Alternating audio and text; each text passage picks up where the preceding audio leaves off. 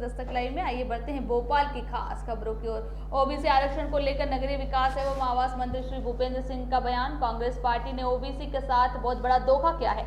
यही कारण है कि ओबीसी को अब 27% आरक्षण नहीं मिल पाया है। ये विधेयक की कॉपी है जिसे कांग्रेस पार्टी विधानसभा में लेकर आई थी। विधेयक में कॉपी में लिखा था कि मध्य प्रदेश में अन्य पिछड़ा की जनसंख्या कुल 27% है, जबकि मध्य प्रदेश में पिछड़े वर्ग की जनसंख्या 51% है। कांग्रेस ने विधानसभा में ही गलत विधेयक पेश किया और न्यायालय में गलत जानकारी दी। इस कारण से ओबीसी आरक्षण पर स्टे हुआ था। स्टे के समय भी उस समय सरकार के एडवोकेट जनरल कोर्ट में पेश नहीं हुए। इसके साथ ही 1.25 साल तथा कांग्रेस सरकार ने कोई ओबीसी को 27% आरक्षण मिले, इसके कोई प्रयास नहीं हुए। अगर उस समय स्टे होता तो उस समय सरकार को स्टे के खिलाफ सुप्रीम कोर्ट जाना था, लेकिन कांग्रेस के लोग सुप्रीम कोर्ट नहीं गए। इस तरह से ओबीसी को गुमराह करने का काम कांग्रेस ने किया है। ओबीसी वर्ग को कांग्रेस ने धोखा दिया है। इसलिए भारतीय जनता पार्टी की सरकार ने, मुख्यमंत्री जी ने ओबीसी को 27% आरक्षण मिले, इसके लिए प्रयास किए। न्यायालय के सामने ओबीसी आरक्षण को लेकर सभी तथ्य सही तरीके से रखे गए। मुख्यमंत्री जी के आग्रह पर भारत सरकार के सॉलिसिटर जनरल और एडवोकेट जनरल ने तथ्य रखे। सभी तथ्यों को सुनने के बाद न्यायालय ने सुनवाई के लिए 20 सितंबर की तारीख निश्चित की है। मेरी मांग है कि ओबीसी आरक्षण के नाम पर धोखा देने वाली कांग्रेस पार्टी प्रदेश के सभी पिछड़ा वर्ग के लोगों से माफी मांगे। कांग्रेस पार्टी ने ओबीसी के साथ बहुत बड़ा धोखा किया है और इस कारण से ओबीसी को अभी तक 27% आरक्षण नहीं मिल पाया है। ये विधेयक की कॉपी है जो विधानसभा में कांग्रेस सरकार लेकर आई थी। इसमें कितनी गलत जानकारी दी गई है, इसको अगर आप देखेंगे तो इसमें लिखा हुआ है कि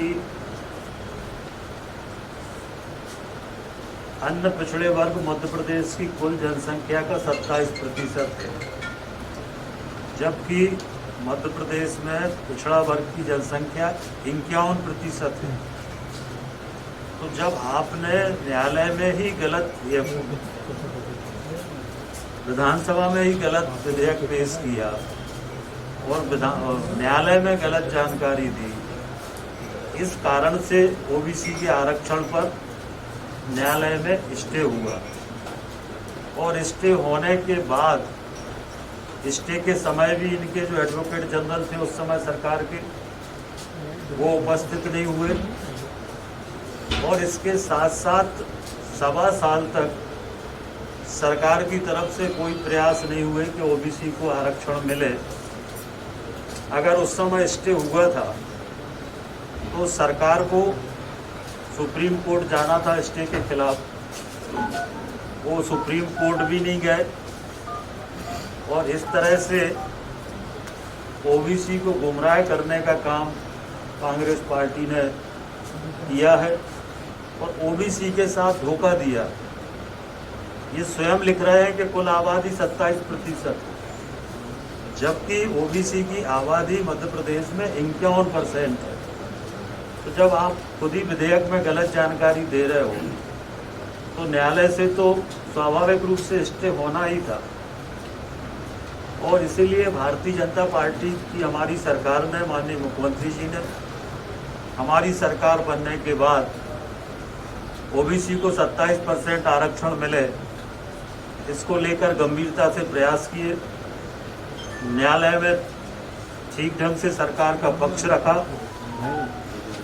मुख्यमंत्री जी के आग्रह पर सॉलिसिटर जनरल स्वयं वर्चुअली कल न्यायालय में उन्होंने अपनी बातें रखी, तथ्य रखे।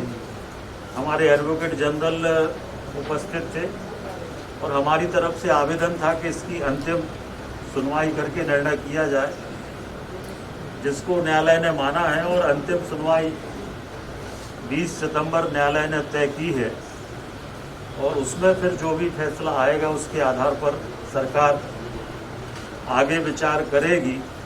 परंतु ओबीसी को धोखा देने का काम कांग्रेस पार्टी ने किया है और इसलिए मेरी ये मांग है कि कांग्रेस पार्टी प्रदेश में ओबीसी के लोगों से माफ़ी मांगे जो गलत जानकारी उन्होंने न्यायालय में और विधानसभा में दी है, इसके लिए वो माफ़ी मांगें।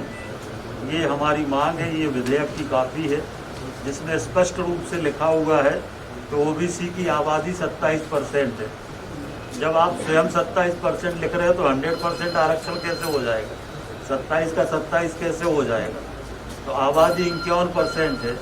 तो किस तरह से लोकसभा चुनाव में जल्दबाजी में बिना किसी तैयारी के, बिना किसी तथ्यों के, बिना किसी तर्क के ये विधेयक लाया।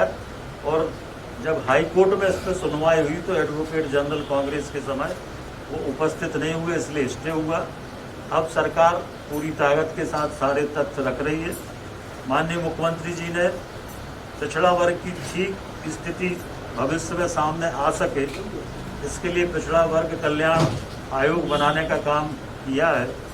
और वो आयोग सारे राज्य में दौरा करके जो पिछड़ा वर्ग की सामाजिक, आर्थिक, शैक्षणिक जो स्थिति है वो मैं तथ्यों के साथ आने वाले समय में वो रिपोर्ट में आएगा, तो इससे भी हमारा पक्ष मजबूत होगा। तो ये कांग्रेस ने धोखा किया है और इसके लिए कांग्रेस से माफ़ी की मांग हम करते हैं।